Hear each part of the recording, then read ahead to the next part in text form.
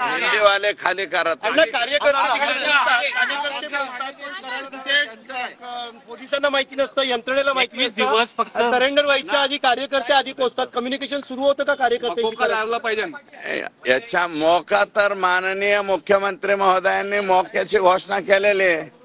त्याच्यामुळे या केसमध्ये 302, 120 ब, खंडणी आणि मोका हे सर्वच्या सर्व गुन्हे त्या ठिकाणी या सगळ्या आरोपींच्या वरती लागणार आहेत.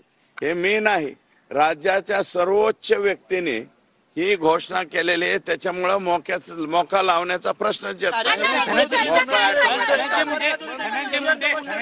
काल येऊन मुख्यमंत्र्यांना भेटतात आणि आज आरोपी सरेंडर होतो. धनंजय मुंडे भेटल्यानंतर सरेंडर होतोय. हे तुम्ही धनंजय मुंडे साहेबांनाच विचारलेलं बरं राहील, मला न विचारलेलं बरं. तुमची काय चर्चा झाली आता देवेंद्रजींनी काय आश्वासन दिले? मी आता काहीही चूक केलेली नाही. मी आता माननीय मुख्यमंत्र्यांकडे गेलो होतो.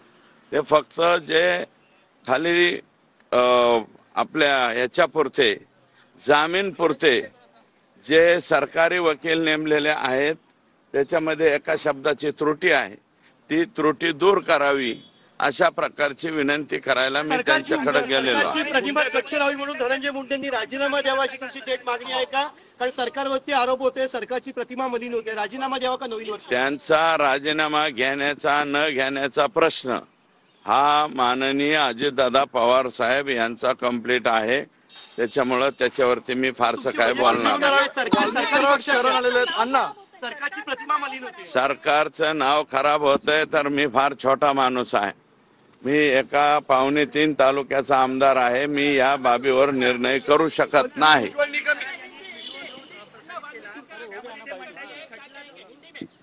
नाही, आधी मराठी होऊ द्या, मग हिंदी में. मागणी केलेली आहे त्या संदर्भात तुम्ही बोलत होते उज्ज्वल निकम. हो, उज्ज्वल निकम साहेब यांची सरकारी वकील म्हणून याच्यामध्ये नियुक्ती करावी असंही पत्र माझं आहे आणि मी त्याच गोष्टीसाठी इथं आलेलो आहे.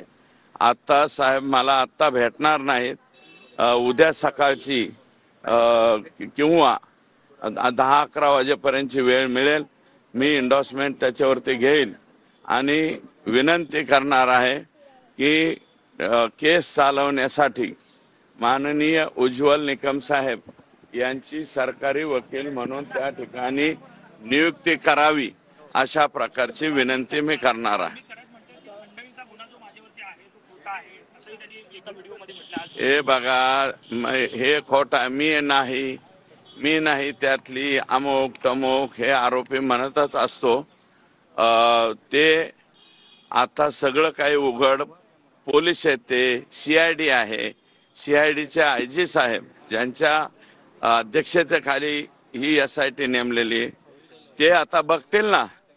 ते काही छोटे मोठे अधिकारी थोडेच आहे. CIDच्या टॉप याच्यावरती आहे आणि साहेबांनी त्यांच्यावरती जबाबदारी सोपवलेली आहे.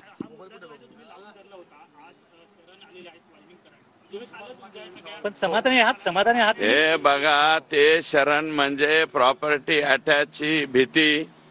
एक तर पोलीस घरादारापर्यंत गेलेले आहेत, त्यांच्या घरच्यांना उचलायला लागले चौकशीला, परत दुसऱ्या ठिकाणी उचलाउचली व्हायला लागली. मग शेवटी माणूस किती दिवस दम धरणार, म्हणून ते शरण आलेले आहेत. ते काही सो खुशीने वगैरे शरण आलेले नाहीत.